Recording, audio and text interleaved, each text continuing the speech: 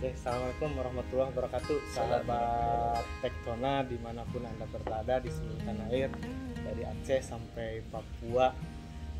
Hari ini saya ingin bercerita dan ngobrol dengan sahabat saya yang luar biasa. Siapa beliau dan apa profesinya? Kita ngobrol dengan beliau. Saya sapa dulu, beliau itu nama aslinya adalah, kalau biasa disebut karena orang Bandung, Kang Dadang. Kalau beliau itu apa profesinya, nanti kita ngobrol-ngobrol saja. Oke, siap. Assalamualaikum Kang Dadang ya. Waalaikumsalam warahmatullahi wabarakatuh. Wilujeng anjing. Wilujeng anjing ya, saya Sunda banget Wilujeng anjing. Kang Dadang, ini saya ingin tahu tentang saya dengarkan Kang Dadang juga adalah seorang pengusaha ya, dan tergabung di himpunan pengusaha baik, bumi ya. Betul. Itu yang saya tahu. Ya.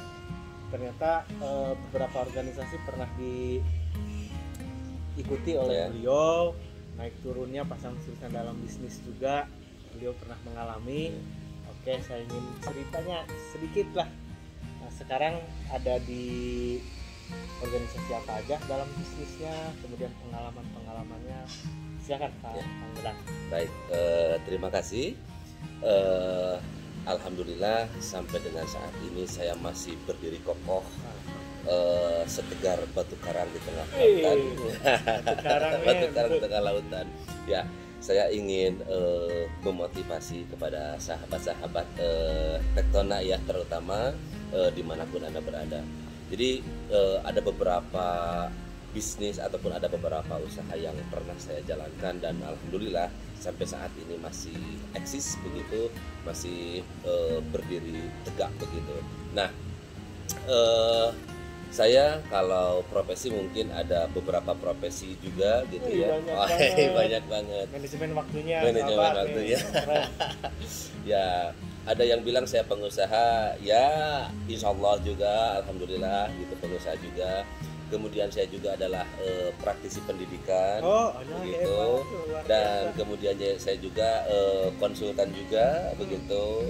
Bisnis, pendidikan, konsultan, contoh buat luar biasa. Nah, sahabat-sahabat, tentu saja hal ini bisa diraih harus dengan kerja keras, kerja ikhlas, dan kerja cerdas tentunya. Tidak ada sesuatu hal yang bisa diukir dengan dengan leha-leha, tapi semuanya diukir dengan keringat, air mata, bahkan darah. Banyak sekali rintangan-rintangan, banyak sekali cobaan-cobaan, banyak sekali tempaan-tempaan yang ini tentu saja kan untuk kita menjadi yang terdepan dan yang terbaik tentunya. Nah, saya ingin memotivasi juga kepada kawan-kawan para pengusaha yang dimanapun Anda berada. Satu hal yang harus pertama ditanamkan adalah tekad yang kuat. Tekad, teman-teman. Tekad yang kuat. Kenapa harus tekad? Karena tanpa tekad, saya yakin itu bohong semua. Tekad itu penting. Kenapa? Ketika kita sudah menanamkan tekad, saya tahun sekian harus jadi anu. Berarti otomatis kita ingin berusaha untuk merealisasikannya, untuk mengusahakannya. Saya pada tahun sekian saya harus begini, tahun sekian harus begini, tahun sekian harus begini, omset saya tahun sekian harus segini dan lain sebagainya. Itu harus didasari dengan tekad yang kuat. Itu satu. Yang kedua, pemirsa, tentu saja dengan kerja tadi ya, tiga kerja ya, kerja keras, kerja cerdas, dan kerja ikhlas. Kenapa harus kerja keras? Gitu. Karena di kita ini, di sekitar kita ini banyak sekali orang-orang yang memang mungkin seprofesi sama kita. Ya mungkin kalau dalam bahasa usaha, bahasa bisnisnya itu adalah saingan ya, atau kompetitor begitu ya.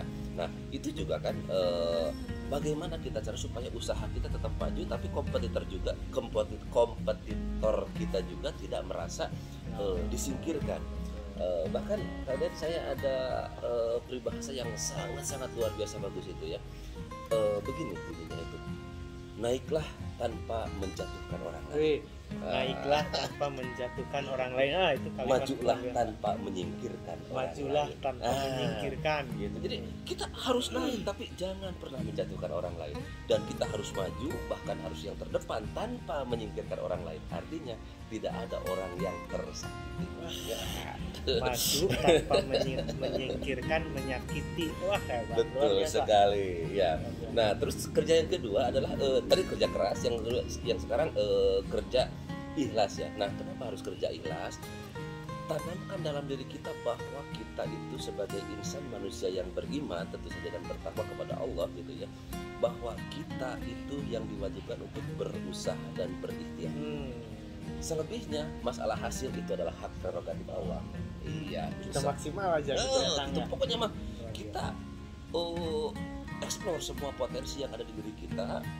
Kita semua kerahkan tenaga, pikiran, segalanya gitu. Nah, adapun nanti tidak misalkan ya, tapi insya Allah niat mah tidak akan kalau hasil itu tidak pernah mengkhianati proses begitu. Nah, selama kita berusaha keras, saya yakin Allah pasti akan mengampunkan. Hanya harus diingat satu hal, jika apabila misalkan keinginan kita tidak sesuai ekspektasi, insya Allah Maha tahu, dan itu adalah faktor ataupun hal yang terbaik menurut Allah Subhanahu wa taala. Jadi kita jangan terlalu kenapa ya, misalkan target penjualan tahun ini harusnya saya 2 miliar misalkan, saya mendapat keuntungan tapi ternyata cuma mendapat 1 miliar. Jangan cemas. Karena di balik itu pasti ada rahasia Allah yang sangat luar biasa buat kita. Gitu. Luar biasa teman-teman tuh. Kerja keras tapi ikhlas. Kerja ikhlas. Nah, yang terakhir adalah kerja cerdas tentunya ya. Kerja cerdas tentunya saja kita harus memanfaatkan potensi pengetahuan kita. Nah, artinya kita memang ketika kita bekerja itu harus sesuai hukum kausal, hukum sebab akibat. Misalnya ada seseorang ingin buka, anggaplah misalkan mesin fotokopi, tapi di gunung, misalkan di tempat yang tidak ramai. Nah, itu juga tidak kerja cerdas gitu. Betul. Berarti kalau misalkan dia ingin membuka toko fotokopi misalkan, ya minimal yang dekat kantoran, dekat sekolah. Nah, itu kan kita sudah ada usaha. Tapi kalau kita membuka fotokopi di hutan misalnya, siapa yang mau fotokopi? Nah, itu yang salah satu contoh kerja cerdas gitu. Jadi intinya kerja keras, kerja cerdas, dan kerja ikhlas. Ketika kita sudah sesuai keilmuan kita, semua dikerahkan tenaga, pikiran, dan kemampuan materi dan lain sebagainya. Apabila tidak sesuai ekspektasi, sing yakin itu adalah keputusan Allah yang terbaik untuk kita. Luar biasa sekali teman-teman. Kang Dadang nih, itu kan resep-resepnya nih ya. Nah, tapi biasanya kata orang nih, termasuk saya sendiri yang usaha, itu kan kadang-kadang naik tuh, kadang-kadang turun, kadang-kadang ngedrop, bahkan beberapa orang sempat malah bangkrut. Nah, pernah mengalami seperti itu? Ya, yang namanya perjalanan usaha pasti ada yang namanya terseok-seok ya. Karena kan begini, ibarat kita berlayar di tengah-tengah lautan, itu kadang-kadang angin bertiup sepoi-sepoi, kita melihat pemandangan indah, kita melihat batu karang. Wah, itu luar biasa enak sekali ketika kita sedang di tengah lautan. Tapi ada kalanya ketika kita sedang mengarungi tengah lautan, ada badai tinggi, kemudian gelombang yang luar biasa, bahkan mungkin saja menghantam perahu kita ke daratan atau mungkin menghantam batu karang. Nah, salah satu tips mungkin yang dari saya, ketika gelombang sedang tenang, sedang bagus, artinya usaha kita sedang maju begitu, yang pertama harus dilakukan adalah la in syakartum la azidannakum wa la in kafartum inna adzabi lasyadid. Bersyukur, apalagi kita tidak ada bicara. Bersyukur kepada Allah Subhanahu wa taala. Ya Allah, alhamdulillah ya Allah, usaha saya maju ya Allah. Saya teh moal bisa kieu lamun tanpa izin ya Allah. Ingat tuh, di saat usaha kita sedang baik, sedang maju, jangan lupa bersyukur kepada Allah. Di saat drop nih gimana? Di saat kita sedang turun, tadi sudah saya singgung bahwasanya ketika turun kita jangan dulu koreksi keluar, tapi harus dulu koreksi ke dalam. Ya Allah, salah apa kita? Ya Allah, pernah berbuat dosa apakah kita sehingga usaha saya kok tersendat-sendat, kok usaha saya sekarang terseok-seok? Ya Allah, berapa zakat saya yang mungkin belum terkeluarkan ya Allah, berapa mungkin hak orang lain yang belum dikeluarkan ya Allah. Jadi introspeksinya ke dalam dulu, begitu. Introspeksi ke dalam, bukan introspeksi keluar. Jadi tidak ada yang disalahkan nantinya. Ketika kalau kita introspeksi keluar, wah, dah ini mah gara-gara itu. Iya. Tapi introspeksilah ke dalam. Jika introspeksi, oh iya berarti saya mungkin ada hak orang lain yang belum dikeluarkan. Oh saya mau zakat. Oh saya mau bersedekah. Itu pasti akan luar ada biasa, positif yang keluar. biasa. Terus ini Kang Dadang, tadi kan disebutkan di awal profesinya tuh banyak sekali, ada bisnis, di bidang pendidikan, bidang konsultan. Nah sementara orang lain itu yang merintis usaha itu kadang-kadang satu juga susah ngatur. Nah ini betul. bagaimana manajemen waktu nih buat betul. informasi pada teman-teman? Kalau saya begini, Allah Subhanahu wa Ta'ala memberikan potensi jutaan kepada kita semuanya, sangat banyak sekali. Nah, kenapa potensi ini disia-siakan? Artinya, jika kita bisa macul, ya kita lakukan macul. Jika kita bisa menulis, ya kita lakukan menulis. Begitu. Jadi, apapun yang bisa terhadap diri kita, dia lakukan. Oke, Kang Dadang, terima kasih ya banyak. Sekarang ada bukan nasihat atau isinya tips atau kata-kata motivasi terakhir nih, 3 kata untuk teman-teman apa? Ya baik, sahabat-sahabat dimanapun sahabat berada, jangan ada kata menyerah. Jangan ada kata menyerah. Lakukan yang terbaik, lakukan yang terbaik.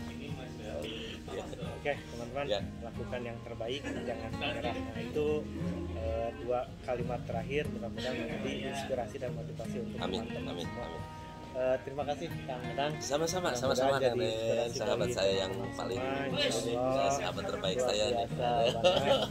Kita jumpa lagi dalam video berikutnya. Jangan lupa like dan subscribe. Terima kasih. Assalamualaikum warahmatullahi wabarakatuh. Waalaikumsalam warahmatullahi wabarakatuh.